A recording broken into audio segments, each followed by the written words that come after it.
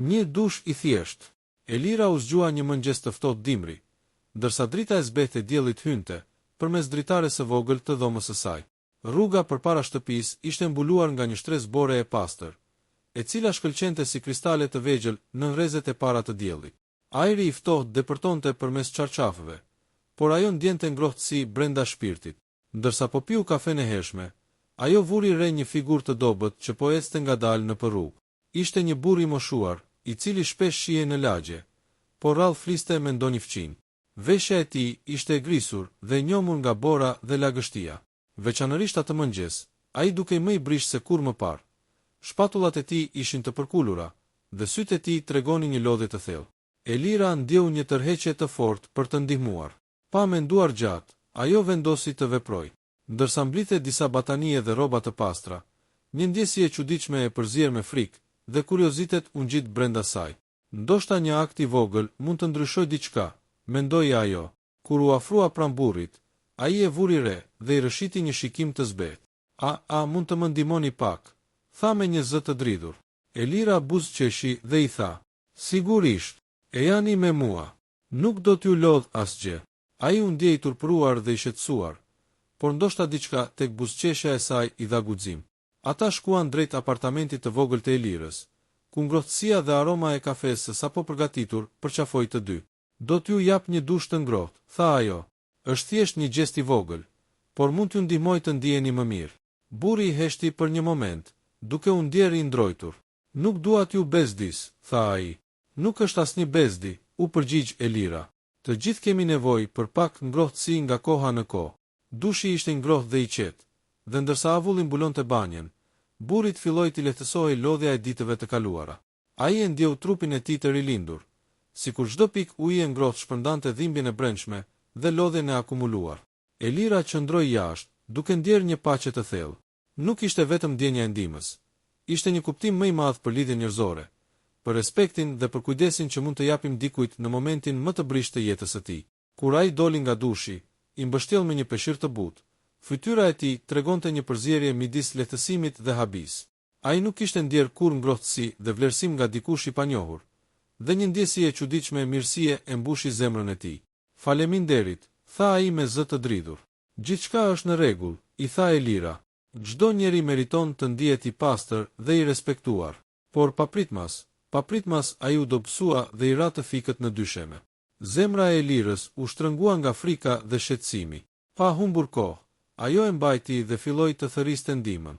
Ndërsa e shite të merrte frymë përsëri, ajo ndjeu një kombinim të fortë emocionesh: dhimbjen, mirësinë, përgjegjësinë dhe fuqinë e një gjesti të vogël. Një zbërthim i papritur. Kur burri u zgjua nga zbutja e papritur e të fiktit, Elira qëndroi pranë tij, me duart e dridhura dhe zemrën që rrihte shpejt. Sytë e tij ishin të hutuar, por pak nga pak rifituan fokus. Ai pa duart e saj, të mbështetura mbi trupin e tij, dhe një ndjesje e thellë mirënjohjeje u ngjit brenda tij. Më fal, nuk e prisja, tha ai, me zë të dobët dhe të ngatëruar. Nuk ka përse të falësh, i tha Elira, duke i buzëqeshur me butësi. Thjesht ndjej që mund të bëj diçka për dikë që ka nevojë. Ai u përpoq të ulej, por trupin e tij e mundonte lodhja dhe uria. Ai rëshiti përsëri, duke u mbështetur mbi jastëkun e dhomës. Elira menjëherë solli batanie të ngrohta dhe një gotë ujë. Kur ai piu dhe ndjeu ngrohtësinë që shpërndahej nëpër trupin e tij, fytyra e tij u zbut, dhe një ndjenjë haruar shfaqej në sytë e tij. Shpresa. Nuk kam marr kurrë kaq kujdes, tha ai. Nuk kam ndjer vlerësim për një kohë të gjatë. Elira u ul pranë tij, duke ndjer një lidhje të fuqishme me një person që nuk e njihte. Ajo pyeti me zë të qetë: Si ke përfunduar kështu? Nuk dukesh sikur ke bërë gjë të keqe. Ai u mbyll për një çast, duke reflektuar mbi jetën e tij. Pastaj, me një frymë të rëndë, nisi të tregonte historinë e tij. Ishte historia e një njeriu që kishte punuar gjithë jetën, por që humbi gjithçka: shtëpinë, familjen dhe shpresën.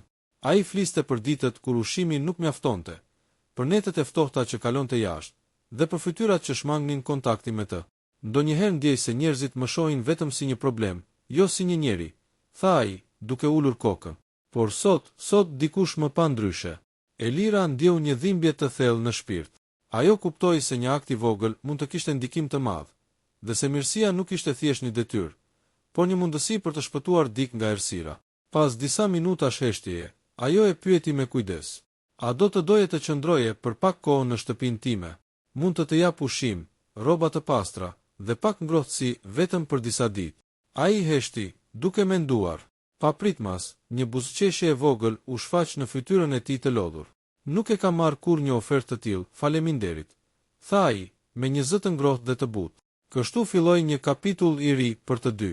Elira dhe burri i pastre filluan të ndajnë ditët, duke krijuar një rutinë të thjeshtë. Ushqim të ngrohtë, biseda të gjata dhe ndihmë për të gjetur mundësi për një strehim më të qëndrueshëm. Në këtë pjesë, tregimi thellohet duke treguar historinë e kaluar të burrit dhe ndikimin emocional të mirësisë së Elirës, duke shfaqur se një akt i thjeshtë mund të ndryshojë perceptimin e jetës dhe shpresën e dikujt. Kujdesi dhe ndikimi i mirësisë. Ditët pas ngjarjes së dushit kaluan me ritëm të ngadalt, por të rëndësishëm. Elira kishte bërë një vendim që ndryshonte jetën e burrit të pastre dhe, në një farë mënyre, edhe jetën e saj.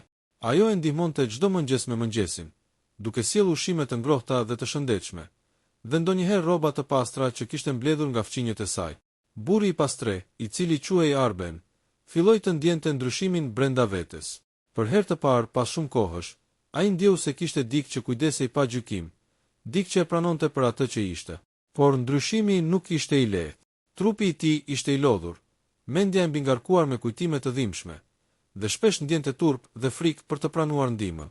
Nuk dua të jem bar për ty, i tha një ditë Arbeni, ndërsa Elira po i vinte një batanie mbi supet e tij. Nuk je bar, i përgjigj ajo me një buzëqeshje të ngrohtë. Ndihma që jap nuk është detyrë, është mundësi për të bërë diçka të mirë. Dhe kjo më bën të ndihem mirë mua. Këto fjalë nuk ishin thjesht ngushëlluese. Ato filluan të ndryshonin mënyrën si Arbeni shikonte jetën e tij.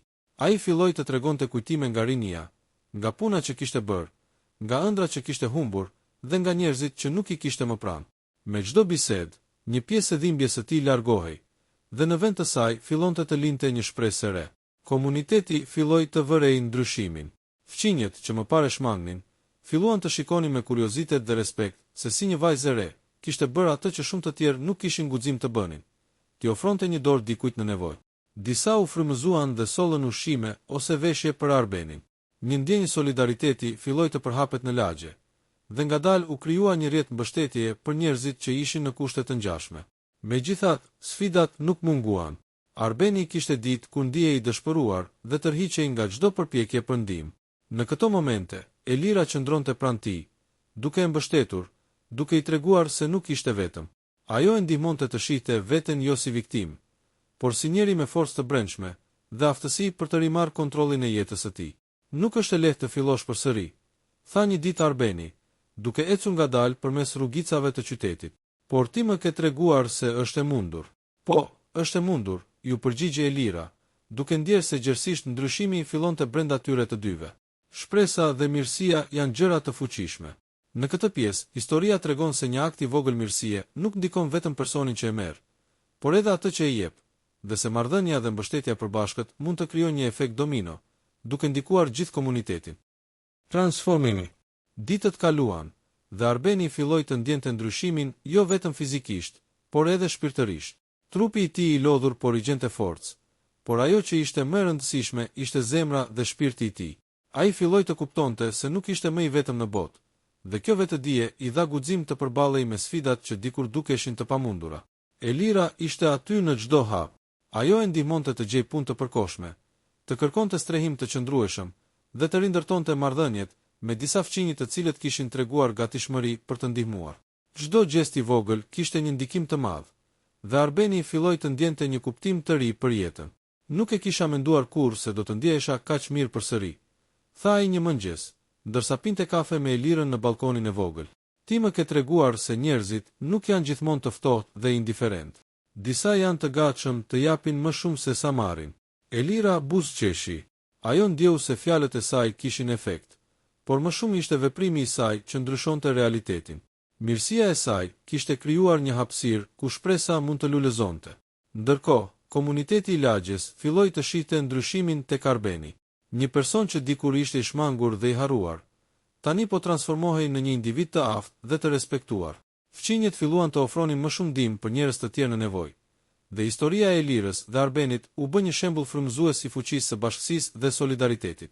Në këtë fazë, Elira kuptoi diçka thelbësore. Mirësia nuk është vetëm dhënia e ndihmës, por edhe krijimi i mundësisë që dikush të rikuperojë dinjitetin e vet dhe të kthehet në rrjedhën e jetës. Ajo kuptoi se një akt i vogël mund të shndërrohet në një seri ngjarjesh që ndryshojnë jetën e dikujt për mirë, dhe se ndihma njerëzore nuk ka kurrë kufi. Nuk është vetëm për mua, i tha ajo një ditë Arbenit. Është gjithashtu për ty. Tani ke mundësinë të shohësh se sa larg mund të shkosh kur dikush të beson dhe të mbështet. Arbeni filloi të ndjej përgjegjësi, jo vetëm për veten, por edhe për të kthyer dikujt tjetër të nevojshëm. Ai kuptoi se mirësia dhe dashuria janë të përbashkëta. Kur një akt i vogël shfaqet, ai krijon një valë që prek shumë njerëz përtej pritshmërive. Kjo pjesë e tregimit tregon transformimin e brendshëm të Arbenit dhe fuqinë e ndikimit të një akti mirësie, si dhe reflektimin e Elirës mbi rëndësinë e lidhjes dhe përgjegjësisë njerëzore. Rilindja dhe shpresa e re. Ditët e para të Arbenit në shtëpinë e Elirës kishin qenë sfiduese, por me kalimin e kohës ai filloi të ndjente një forcë të re brenda vetes.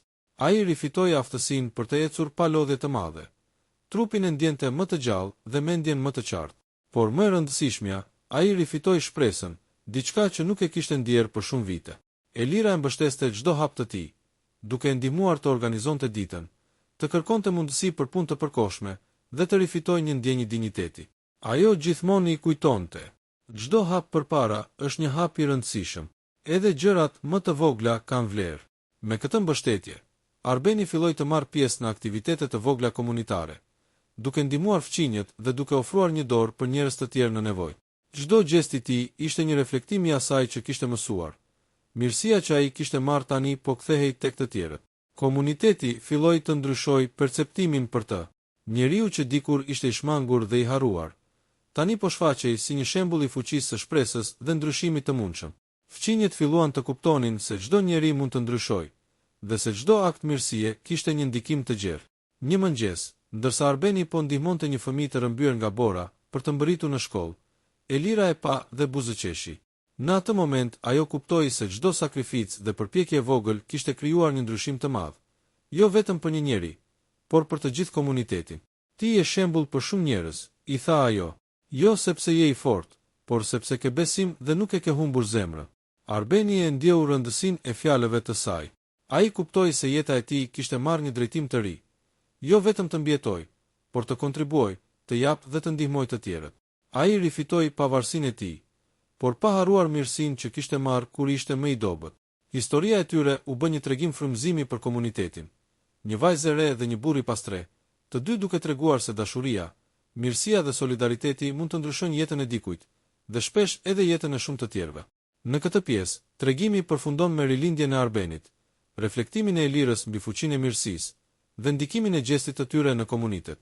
Historia e tyre tregon se një akt i vogël dashurie mund të krijojë një zinxhir ngjarjesh që përhap shpresë dhe transformim.